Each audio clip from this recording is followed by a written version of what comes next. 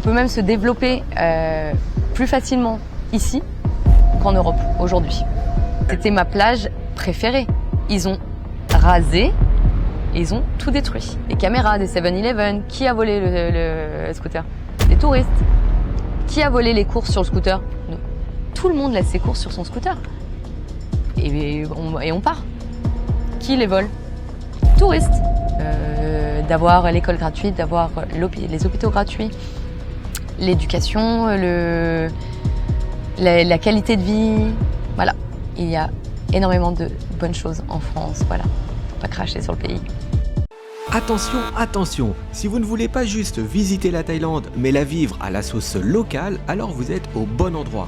Rejoignez notre communauté Discord, le club Digitai, dès maintenant et recevez gratuitement votre exemplaire du livre Thaïlande sans limite. C'est plus de 100 pages bourrées d'astuces et de conseils sur la culture, la finance, l'immobilier, les visas, l'emploi en Thaïlande, mais aussi les business en ligne. C'est gratuit, c'est fun et ça ne pique pas. C'est-à-dire que ça se digère comme un pad thaï. Le lien est dans la description. Bonjour, je m'appelle Christelle, j'ai 33 ans, je suis française. Je suis arrivée en Thaïlande il y a 5 ans, pour 5 jours.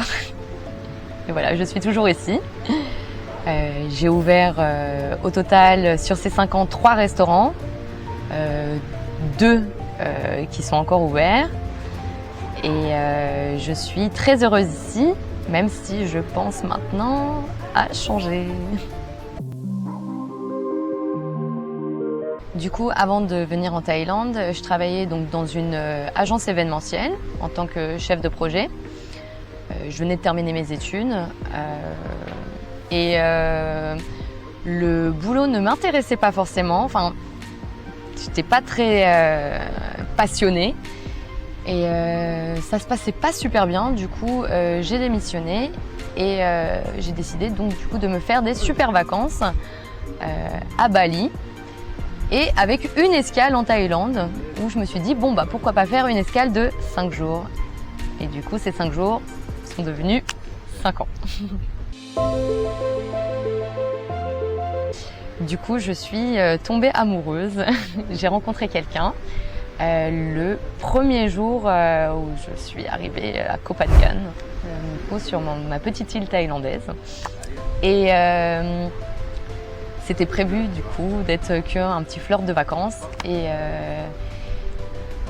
malheureusement pour lui, il a eu l'idée de me dire mais non, mais reste, qu'est-ce que tu as à perdre à rester ici, à retourner en France. À ce moment-là, du coup, je payais pas de loyer en France. Je venais de démissionner et du coup il m'a dit mais reste. Et ben voilà, bloqué avec moi pendant 5 ans.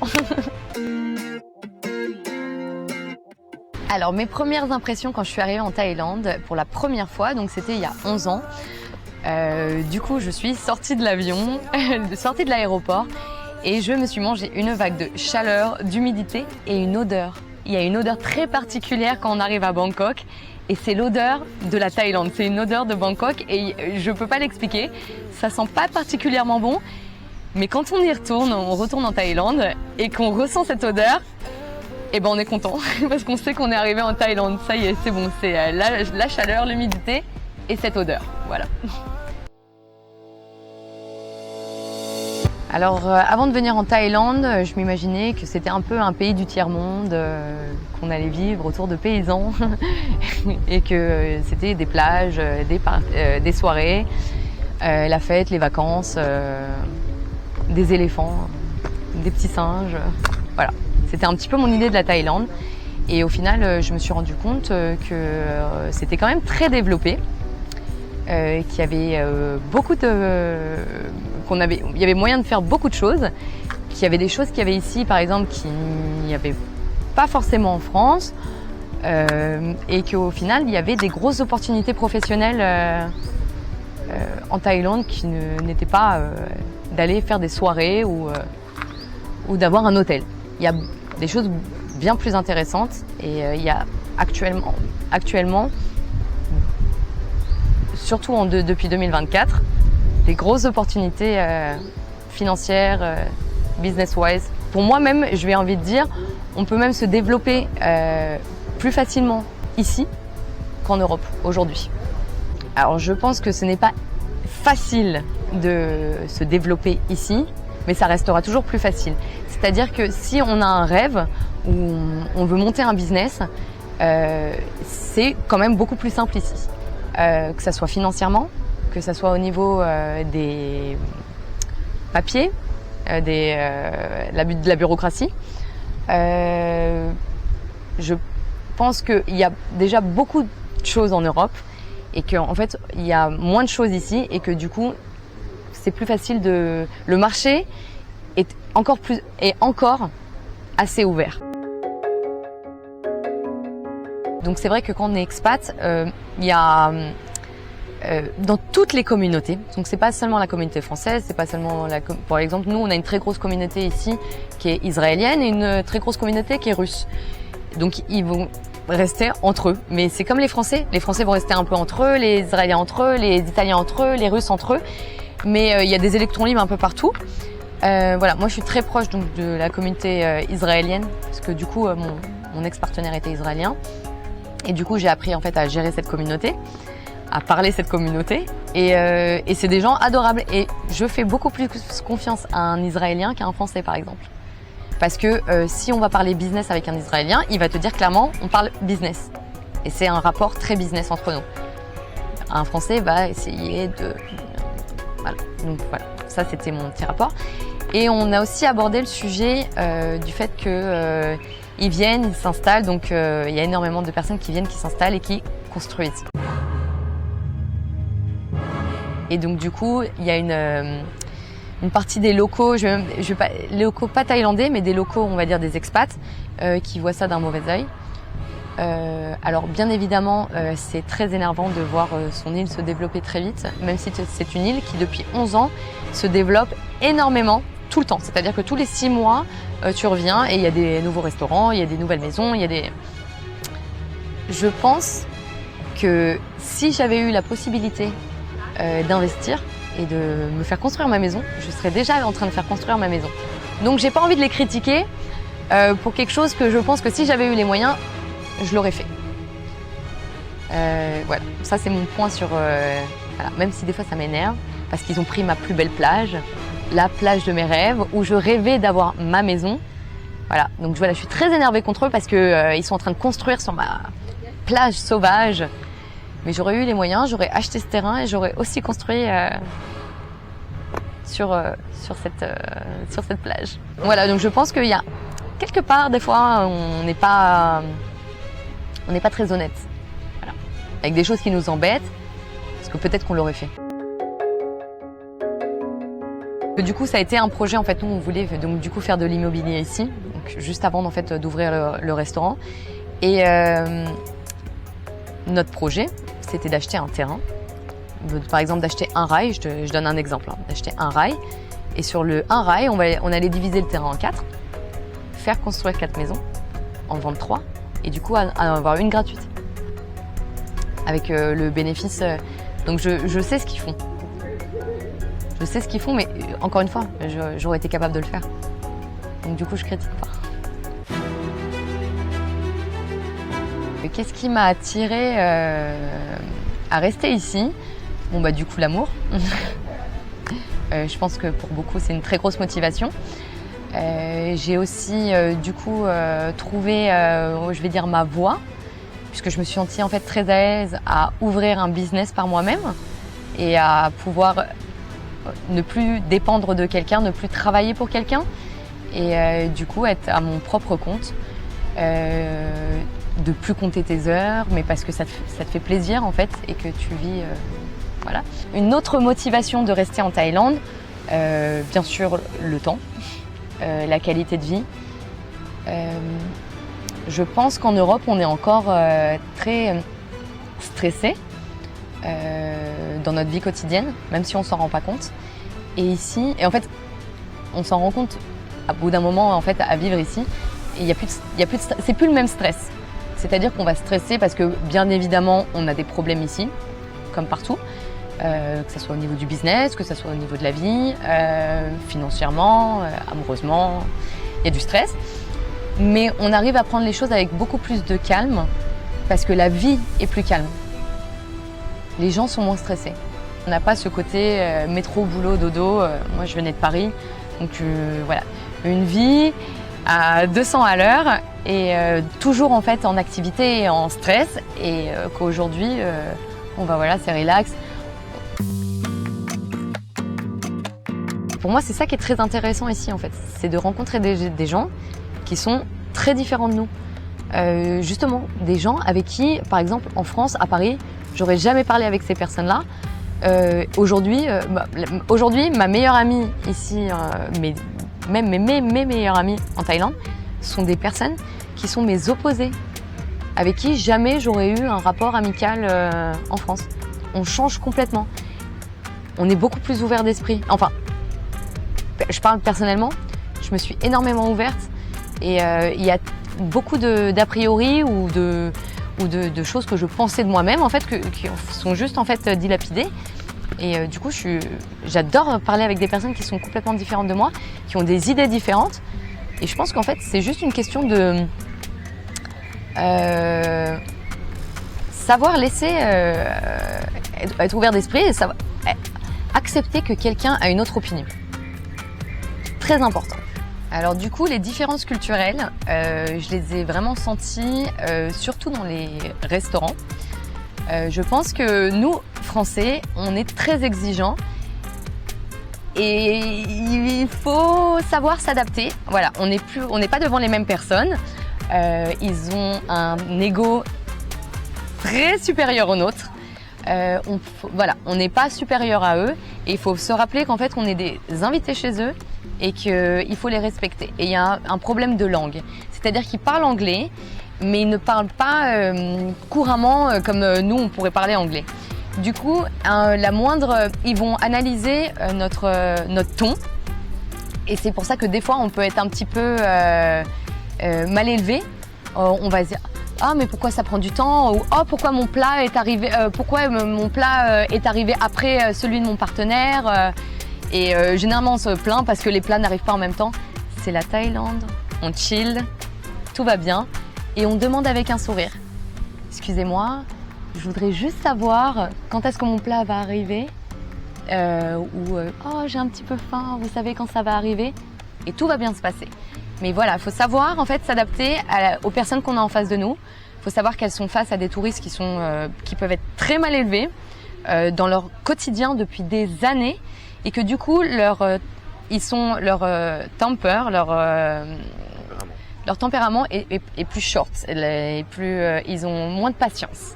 Ils n'ont pas la patience pour nous. Voilà. Donc, on est gentil et on sourit. Le plus gros défi que j'ai eu en Thaïlande, ça a été du coup quand j'ai arrêté de travailler donc dans le premier restaurant, qui n'était pas le mien, qui était le restaurant du coup de mon compagnon avec un partenaire. Et je me suis retrouvée embarquée dans un loop où c'est très difficile de trouver du travail. Alors c'est plus facile d'ouvrir un business que de trouver du travail en fait en tant qu'étranger. Et du coup, je me suis retrouvée pendant 1 an et demi, 2 ans à ne pas travailler et à créer une dépression et surtout la dépression de ne pas vouloir retourner en France. Pour moi, c'était un échec de devoir retourner en France. Donc du coup, je restais à la maison et je me suis ancrée en fait jusqu'à qu'au final on parte pour des vacances. Covid fini, donc bah oui, parce que du coup j'ai vécu le Covid ici. Du coup le Covid fini. Je suis sortie du pays, j'en avais vraiment besoin, ça faisait 3 ans que je n'avais pas quitté la Thaïlande. Et revenu pleine d'énergie, et c'est là où, en fait, où on a ouvert notre business actuel. Donc au niveau du business, j'ai été très chanceuse quand je suis arrivée en Thaïlande.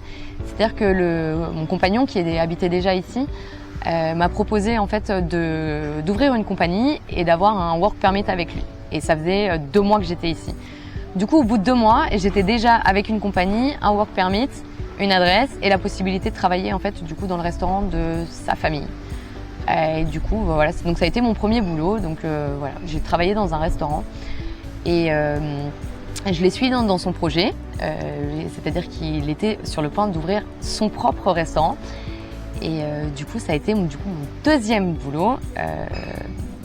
Et là, on a ouvert ce restaurant ensemble, lui et moi. Bon, du coup, alors, quand je suis revenue de mes vacances à l'étranger, donc après ces 3 ans où j'étais en Thaïlande, on avait décidé de faire un projet immobilier.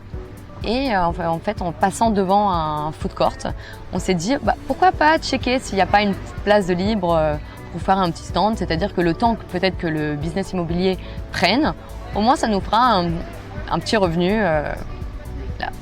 Et au final, ce petit stand nous a pris beaucoup de temps et c'est surtout qu'il s'est développé très rapidement. Et d'un petit stand de 2 mètres sur 3, on s'est retrouvé au bout de 4 mois avec 6 employés qui travaillaient pour nous. 3 mois après, on a acheté un local qui était une pharmacie. 3 mois après, cette pharmacie est devenue un restaurant. 1 mois après, on a acheté les 2 magasins qui étaient à côté. Et aujourd'hui, donc on a du coup 2 emplacements, un très grand restaurant et un petit stand toujours dans le marché. Et ça marche super bien. On a réussi, voilà, c'était pas prévu d'être notre business premier. Et au final, c'est devenu une entreprise, un empire. Donc voilà, après, toute belle histoire a sa fin. Et aujourd'hui, du coup, je ne suis plus avec mon partenaire et j'ai décidé du coup de m'écarter du business. Je n'en fais plus partie. Je lui ai du coup tout laissé.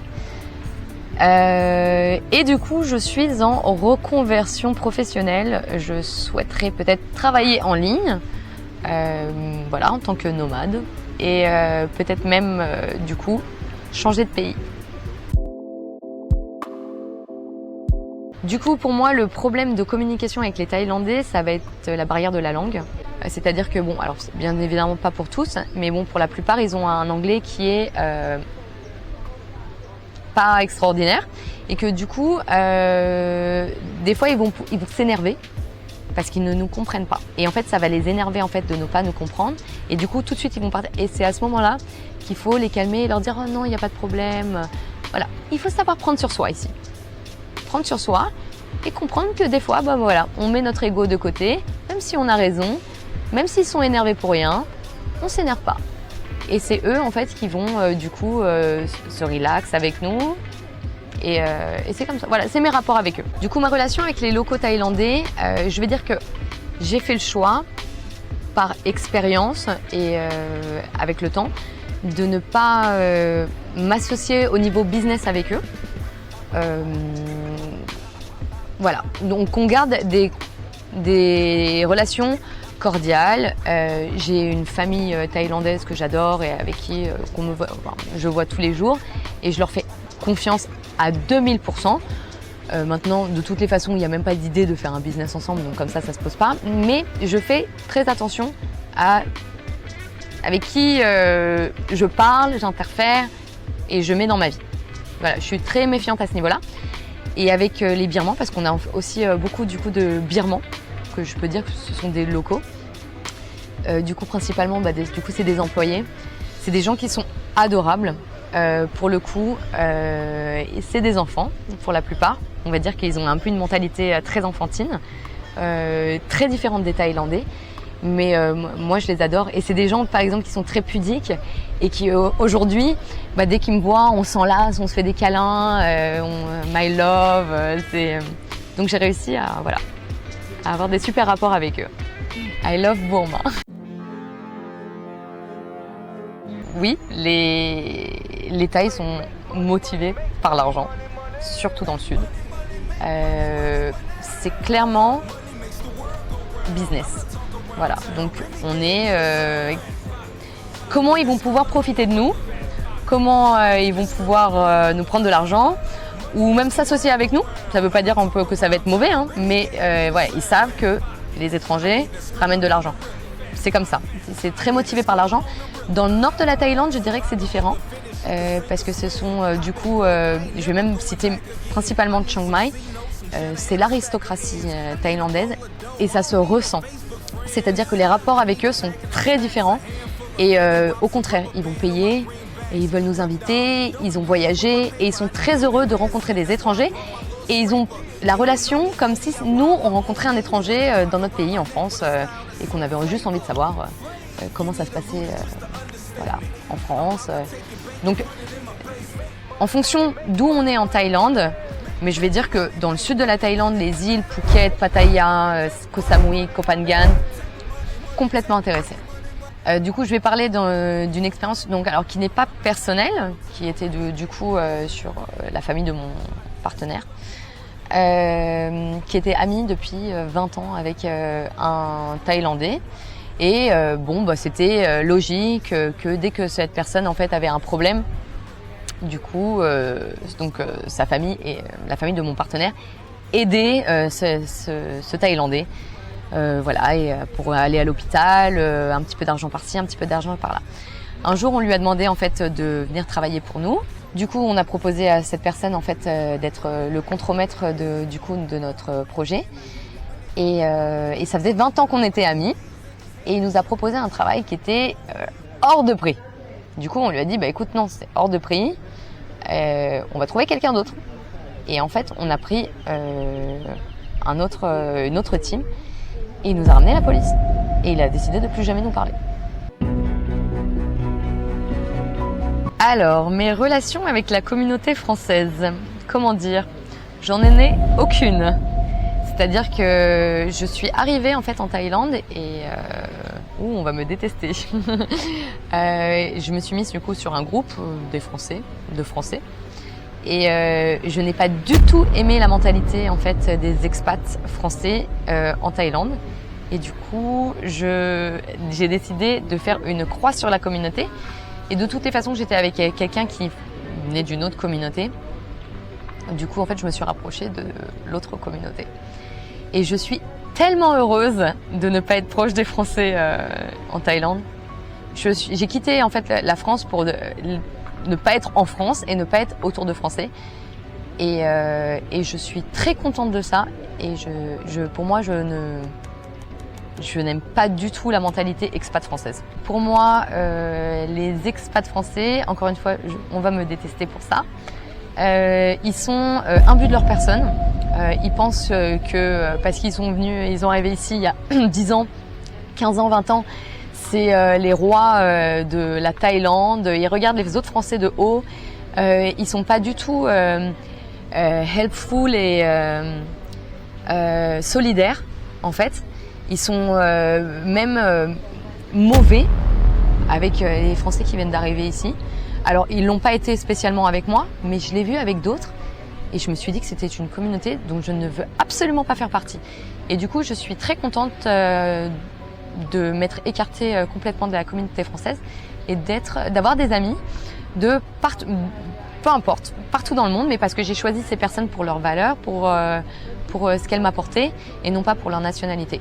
Et du coup, d'ailleurs, c'est même pour ça que c'est très difficile pour moi de parler français parce que je ne parle plus français depuis 5 ans. On parle beaucoup en fait du coup qu'il ne faut pas faire confiance aux Français au niveau business à l'étranger. Alors je pense que là c'est du 50-50. Il y a des Français qui sont ici et qui ouvrent des business et qui sont des gens très bien et qu'on peut recommander. J'ai aussi beaucoup d'amis français qui sont du coup venus ouvrir des business ici et qui ont eu énormément de problèmes avec des Français. Voilà, qui se sont fait arnaquer complètement par des personnes qui pensaient que ce sont des rois du monde, donc du coup ils peuvent tout faire. Et voilà, donc je dirais 50-50. Il y a des gens très bien et des gens qui arnaquent. Du coup, donc pour moi, en Thaïlande, on va dire que le voyage se prépare en fonction de qui on est, de nos attentes.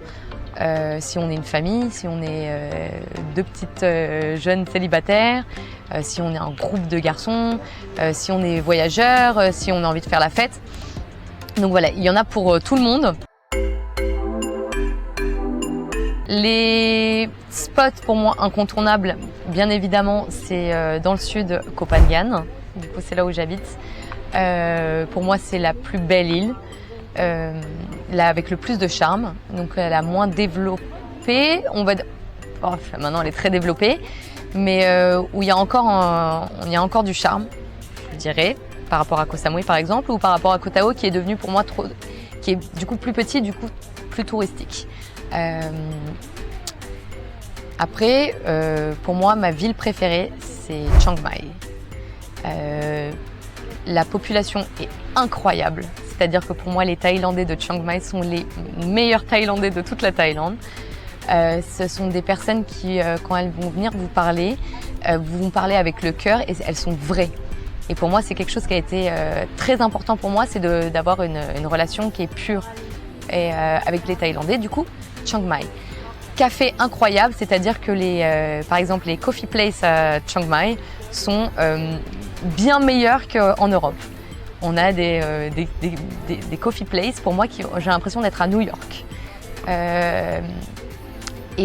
Juste à côté de ça, et en plus en 20 minutes, on se retrouve dans des montagnes avec des paysages extraordinaires. Donc voilà, dans le sud, Koh Phangan, dans le nord, Chiang Mai, Pai, voilà, se balader en moto. Alors pour moi, et très personnel, parce que moi c'est en fait ce qui me stimule en fait quand je voyage. Pour moi, le plus important, c'est d'essayer de se retrouver avec des locaux. C'est-à-dire d'essayer de vivre ce que c'est que la vraie vie thaïlandaise. Donc ça va être peut-être même de quitter les gros lieux touristiques et d'essayer d'aller dans des toutes petites villes et d'essayer d'aller manger chez l'habitant, d'essayer de comprendre. Et c'est là, en fait, on va avoir un vrai charme et un changement et ne pas avoir quelque chose qui est très touristique, du coup. Du coup, les avantages à vivre ici, que l'on ne trouve pas forcément en France, pour moi, donc, du coup, c'est la sérénité. Donc, j'en ai peut-être un petit peu parlé avant. Du coup, faire un travail sur soi-même, apprendre à se connaître. Je pense qu'on a le temps et les expériences parfois très intenses ici pour se découvrir plus facilement. Et la deuxième, ce serait au niveau du coup business, parce que pour moi, c'est beaucoup plus facile d'ouvrir un business ici qu'en Europe. Donc voilà, sur les 2 points, je dirais au niveau personnel, pour le développement de soi, et au niveau de sa carrière. Voilà, si on a envie de monter un business, et qu'on est prêt, et qu'on est bon, voilà, beaucoup plus facile. Alors du coup, les inconvénients de la Thaïlande, à vivre en Thaïlande, je vais dire que les frais hospitaliers, voilà, faut savoir que on est très chanceux en France. Ah, l'école, faut savoir que si vous décidez de venir vous installer avec votre famille et du coup vos enfants, l'école n'est pas gratuite et c'est très cher. Et voilà, donc voilà, on a des chances en fait en France, des avantages dont on ne s'en rend pas forcément compte. Que ça soit l'école qui est gratuite, que ça soit les frais médicaux qui sont gratuits, que ça soit même la qualité du milieu hospitalier, la qualité même au niveau de l'éducation, la nourriture. Qu'est-ce qu'on mange bien en France? Qu'est-ce que ça nous... la qualité des produits, même de la nourriture en général, des aliments premiers, des légumes, des fruits. On a des bons fruits ici, mais au niveau des légumes, on est très. La France est un pays magnifique. L'architecture en France, pour moi, il n'y a pas plus beau que l'architecture française. Donc voilà, la France a énormément de qualité, mais je pense que quand on y habite, en fait, on ne le voit plus. Et en fait, on se rend compte de tout ça le jour où on retourne en France après une longue période. Qu'est-ce qui me manque en France? Le shopping, des vêtements. C'est tout basique, mais des vêtements, des sous-vêtements. Il n'y a pas de sous-vêtements ici. Mauvaise qualité. Donc, pas de sous-vêtements. La nourriture. Pour moi, la nourriture, c'est mon numéro 1. Le fromage. Qu'est-ce que c'est bon le fromage? Alors, la sécurité en Thaïlande. Je vais dire que en tant que femme, c'est extraordinaire. enfin on a un pays où on peut s'habiller comme on veut et être à 3 heures du matin toute seule dans les rues de Bangkok ou n'importe où sur une île. Il ne va rien se passer. Les personnes qui vont venir vous embêter sont des touristes. C'est incroyable. Les Thaïlandais, ils vont vous parler un petit peu, peut-être ils vont essayer « Hello, sawadika ». Il n'y a rien de méchant. Pour moi, ça craint rien. Alors, il y a des exceptions. Évidemment, j'ai des très mauvaises histoires. Je connais des filles qui se sont fait violer, droguer, violer, ici, sur l'île. Mais pour moi, ça peut arriver partout. Pour moi, il y a moins de chances ici qu'en Europe. Voilà, des histoires avec des filles qui sont droguées et violées à Paris, c'est quotidien. Ici, ça va être, c'est quand même très très rare. Et faut pas accepter des boissons d'un étranger, c'est tout. Mais en règle générale, pour moi, la sécurité, je me sens beaucoup plus en sécurité ici qu'à Paris. Pour moi, si vous êtes une personne lambda et que vous ne prenez pas de risques, c'est-à-dire que voilà, vous ne vous baladez pas avec de la drogue, vous n'allez pas dans des endroits qui sont un peu craignos, genre des soirées. Pour moi c'est ça, hein, le point de vue sécuritaire. Voilà, ne pas aller aussi dans des lady bars, dans des endroits très touristiques. Il y a énormément d'arnaques, voilà, qui sont très connues. Il faut juste les connaître. Mais bon, voilà, après vous décidez en fait de vous allez dans des endroits où vous vous mettez en risque. Donc voilà, mais si vous êtes un touriste lambda ou un expat lambda et que vous n'allez pas dans des endroits où vous prenez pas des risques, il ne va rien vous arriver. C'est-à-dire que même votre scooter, les clés sur le scooter, pendant 5 ans, j'ai eu les clés sur mon scooter, on m'a jamais volé mon scooter.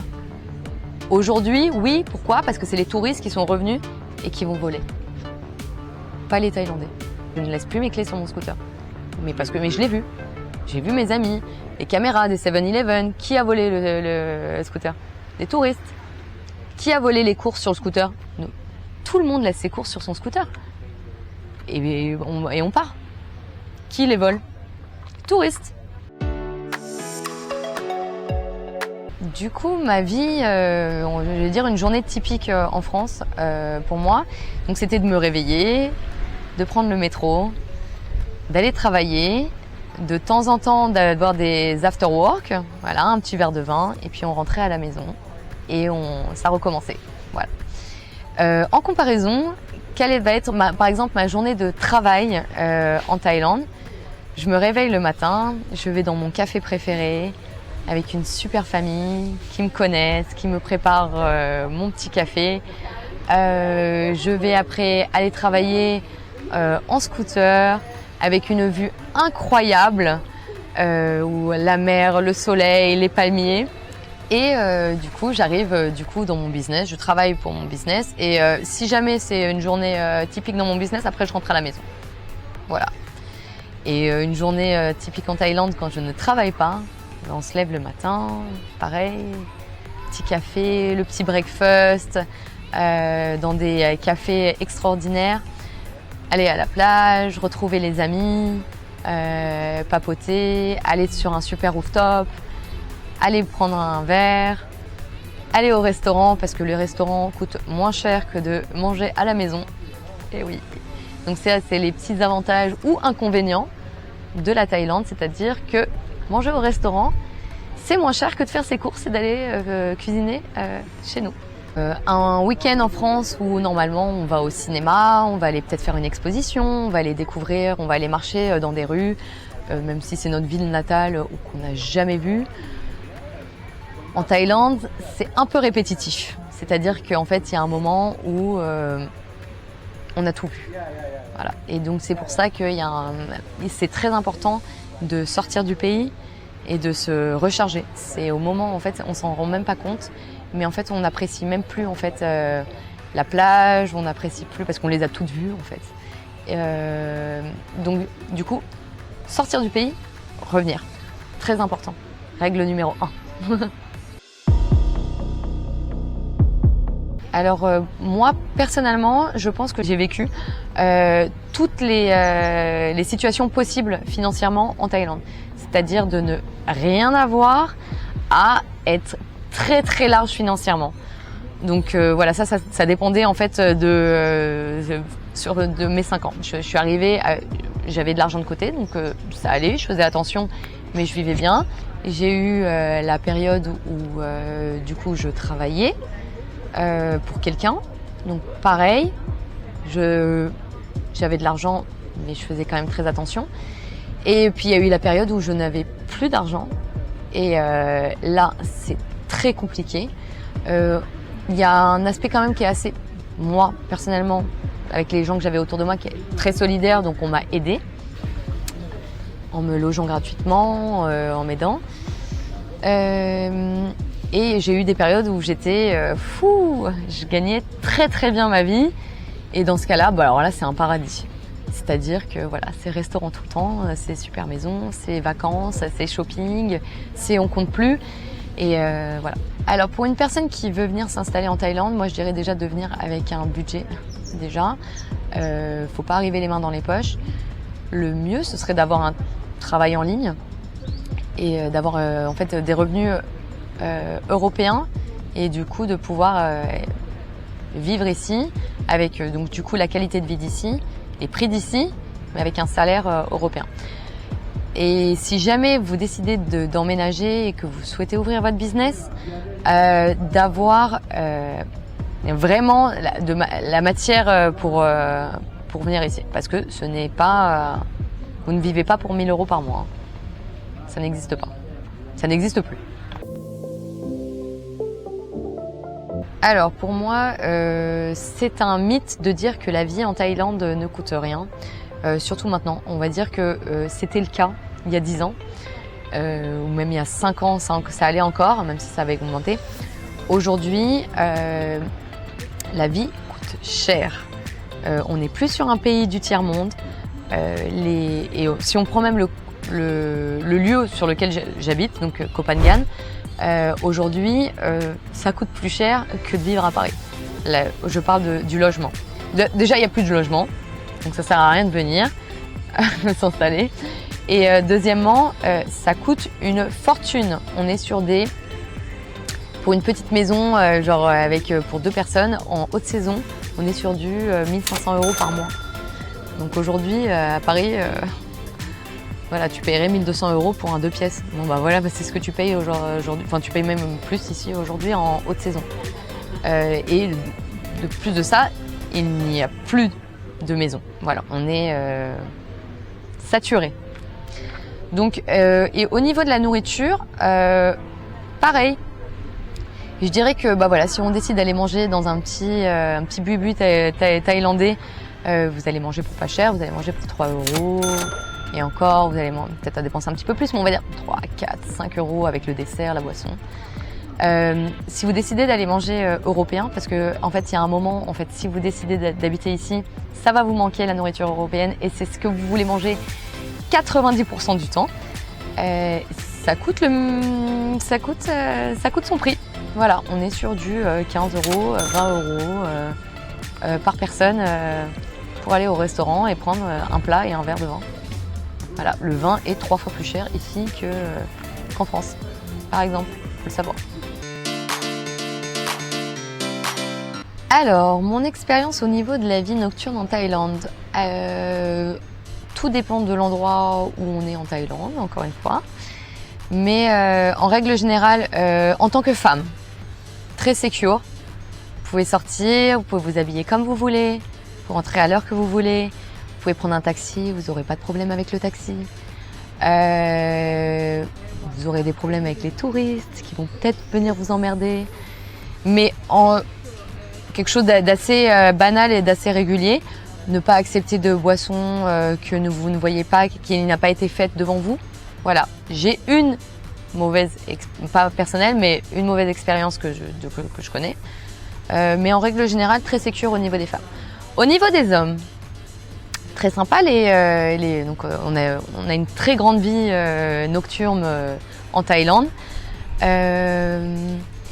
Faire attention avec qui vous rentrez. Si vous décidez de rentrer avec une Thaïlandaise, il y a des filles qui sont très bien et encore une fois, faire très attention si vous ramenez une prostituée. Voilà, il peut y avoir des arnaques. Alors, à propos du tourisme sexuel en Thaïlande, oui, vrai, il y en a. Et peut-être, même, je vais dire même en Asie en règle générale, mais en Thaïlande, donc du coup, puisqu'on parle de la Thaïlande, les massages, les lady bars, les prostituées. Alors, il y a pour moi quelque chose que je n'ai jamais vu en Thaïlande, c'est le tourisme sur les enfants, tourisme sexuel sur les enfants. Je pense que ça a dû exister, mais que ça n'existe plus, ou que c'est très bien caché. Mais par contre, des prostituées, il y en a énormément, et c'est très open-minded. C'est-à-dire que moi, j'ai une amie qui est prostituée. Enfin, c'est pas une amie, mais je veux dire, je connais une prostituée, puis elle me parle très normalement de ses clients, de qui elle a eu. Alors j'ai envie de dire qu'il y a de la prostitution partout, que ce soit en France ou en Thaïlande. Ici c'est peut-être plus facile et c'est peut-être moins cher. C'est regrettable de voir que c'est le seul moyen pour elles de se faire de l'argent. Maintenant, on va parler clairement, elles se font énormément d'argent. Une prostituée, généralement, c'est très difficile pour elle de sortir en fait de cet engrenage parce qu'elles se font énormément d'argent, bien plus d'argent que moi. C'est-à-dire que même si on pense que voilà, vous êtes un homme et vous pensez que vous allez la sauver et la sortir de là, elle attendra de vous que vous pouvez la supporter financièrement à la hauteur de ce qu'elle gagnait. Et elle gagnait très bien sa vie. Du coup, je vais parler de la personne donc, que je connais, qui est une prostituée, qui est une ladyboy. J'ai pas envie de dire un ladyboy, mais une ladyboy. Ça fait peut-être 20 ans qu'elle se prostitue maintenant. Elle était d'abord à Phuket et maintenant elle est ici. Où elle se faisait beaucoup plus d'argent à Phuket, mais elle a un meilleur train de vie ici. Au niveau des clichés, alors je parle pour cette personne en tout cas, donc c'est une personne qui est heureuse. Il faut savoir que c'est accepté dans les familles thaïlandaises du Nord.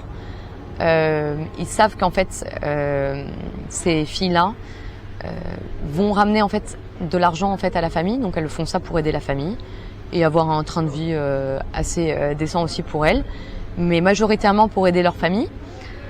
Elle est heureuse. Elle est très ouverte sur le sujet. Je dirais que le point négatif pour elle, c'était plutôt que les autres prostituées, en fait, surtout à Phuket, essayaient de lui mettre des bâtons dans les roues en disant, en allant dire aux étrangers, en gros, que c'était un ladyboy, parce qu'elle est bien, disons qu'elle ressemble bien à une femme, donc à une femme naturelle. Et du coup, je dirais pas qu'il y a pas d'esclavagisme en fait, contrairement à la prostitution en France, où il y a pour moi un vrai esclavagisme et où ici pas du tout. Elles sont indépendantes. Elles ont dans l'espoir de rencontrer du coup le prince charmant étranger qui va pouvoir subvenir à leurs besoins et aux besoins de leur famille. C'est-à-dire que le seul moyen de les faire sortir, ce sera de les sponsoriser financièrement à échelle de ce qu'elles pouvaient ramener à leur famille avant et d'elles de leur donner une vie agréable. Mais c'est une relation qui est basée sur l'argent. Voilà. Il n'y a pas d'amour. Et ce n'est pas méchant de dire qu'elles n'ont pas de relation amoureuse, c'est une question culturelle. C'est-à-dire et ce n'est pas que en Thaïlande, ça peut être en Asie, ça peut être en Russie, ça peut être sur dans d'autres pays où les mariages étaient arrangés. Du coup, même chez nous, en fait, à l'époque en France, les mariages étaient arrangés et ça se passe toujours ici. Donc voilà, l'homme est censé aider et financer, être la sécurité financière. Alors les idées reçues quand j'ai décidé de partir en Thaïlande, alors pour ma famille, gros choc, mais tu vas jamais travailler, mais tu vas jamais trouver de travail, mais c'est impossible d'ouvrir un business là-bas. Idée reçue numéro 2, je dirais qu'on pense que je suis tous les jours à la plage et que je passe ma vie à la plage ou au bord d'une piscine. Alors quand on travaille et qu'on a un business en Thaïlande, on travaille 3 fois plus que les personnes qui sont en France. C'est-à-dire que je travaillais des 14 heures par jour, 100 jours de repos pendant 1 an. Voilà, 1 an, jour pour jour, pas de jour de repos, pas de vacances. La plage, je ne la vois quasiment jamais.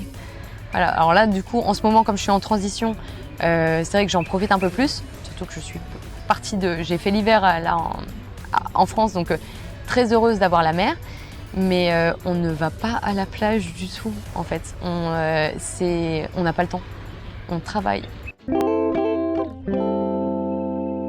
Alors, l'expatriation facile, je dirais non. Vous allez avoir des problèmes qui sont peut-être pas les mêmes qu'en France. Vous allez fuir vos problèmes en France, vous allez découvrir d'autres problèmes ici. Il n'y a pas de paradis sur terre, c'est-à-dire que il y a des plus et des moins partout. Ne pas penser que l'expatriation ici est facile. Elle se prépare. C'est-à-dire même, je vais même dire au niveau logement, ça va être le plus compliqué, trouver un logement. Aussi savoir où vous voulez aller. C'est-à-dire que tous les endroits en Thaïlande sont différents. Rien n'est pareil et du coup il faut savoir comment vous êtes, quelles sont vos attentes pour savoir où vous allez. Moi, je conseillerais de faire des vacances. Partez ici en vacances, faire du repérage avant de prendre une décision. Mais venez pour 1 mois, 2 mois sur vraiment là où vous souhaitez vous installer. Ne quittez pas tout pour venir quelque part où vous ne connaissez pas. Peut-être que ça ne va pas vous plaire, peut-être que vous n'allez rien trouver. Et je veux même dire qu'il y a des personnes qui ont investi ici qui ont tout perdu. Voilà, ce n'est pas un rêve ici. C'est la vraie vie, c'est la réalité. Et voilà, il y a de grosses difficultés. Si vous envisagez de monter une boîte en Thaïlande, d'ouvrir une compagnie, facile. Tout est une question d'argent. Vous allez donc voir un avocat et il s'occupe de tout pour vous. Maintenant, comme partout, il y a une étude de marché à faire. De la concurrence, il y en a. Ce n'est pas si facile que ça. Vous n'allez pas arriver, vous ouvrez votre restaurant et vous pensez que vous allez faire de l'argent. Voilà, dans les 80% des restaurants ferment parce que ça marche pas. Et c'est pas que vous faites de la nourriture qui est pas bonne, c'est que ça ne colle pas avec le marché.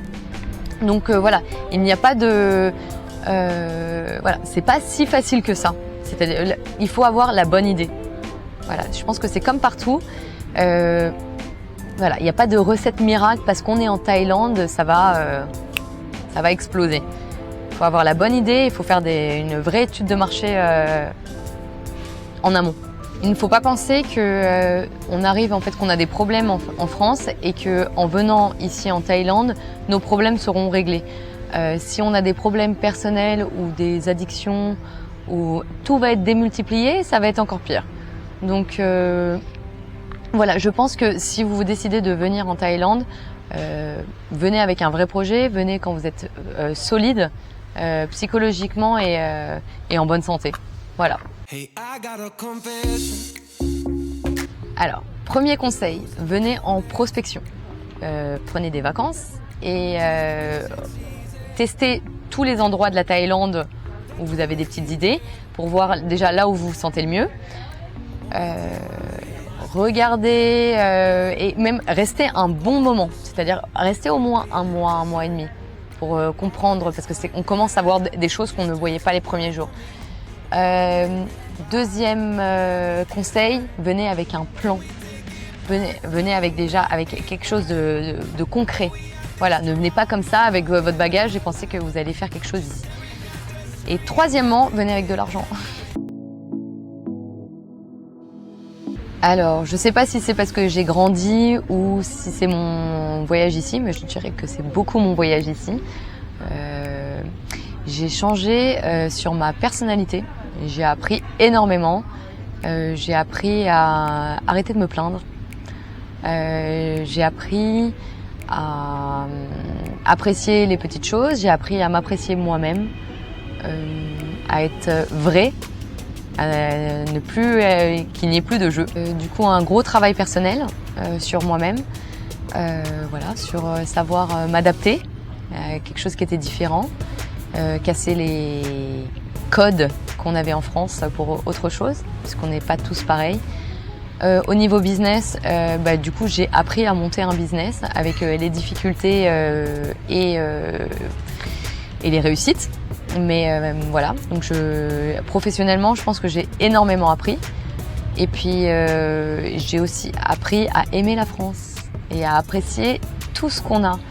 Voilà, on est extrêmement chanceux en France d'avoir l'école gratuite, d'avoir les hôpitaux gratuits, l'éducation, la qualité de vie. Voilà, il y a énormément de bonnes choses en France. Voilà, pas cracher sur le pays. Alors, personnellement, je pense qu'au bout de 5 ans, je suis arrivée au point où j'ai besoin d'autre chose.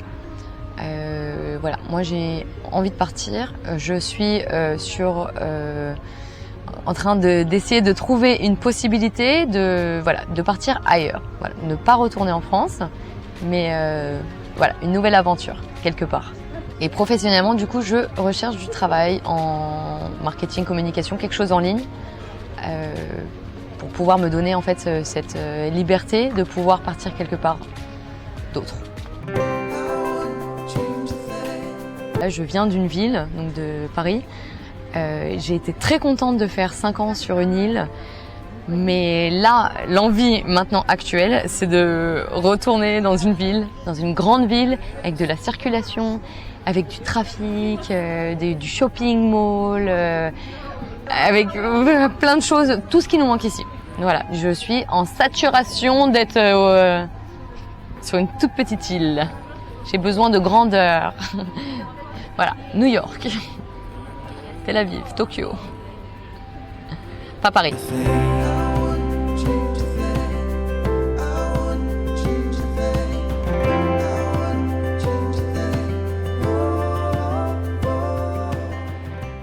Avez-vous envie de briller sous les projecteurs de la chaîne Digitaille, tout comme un pas de taille parfaitement réussi qui illumine votre journée? Pour ça, rien de plus simple, il suffit de rejoindre notre newsletter accessible via le lien sous cette vidéo. De plus, ce sera l'occasion rêvée de promouvoir votre aventure, votre business, votre produit ou bien votre service directement dans la description de votre interview. Profitez-en car c'est gratuit, c'est-à-dire pas besoin de marchander comme au marché de Chatuchak.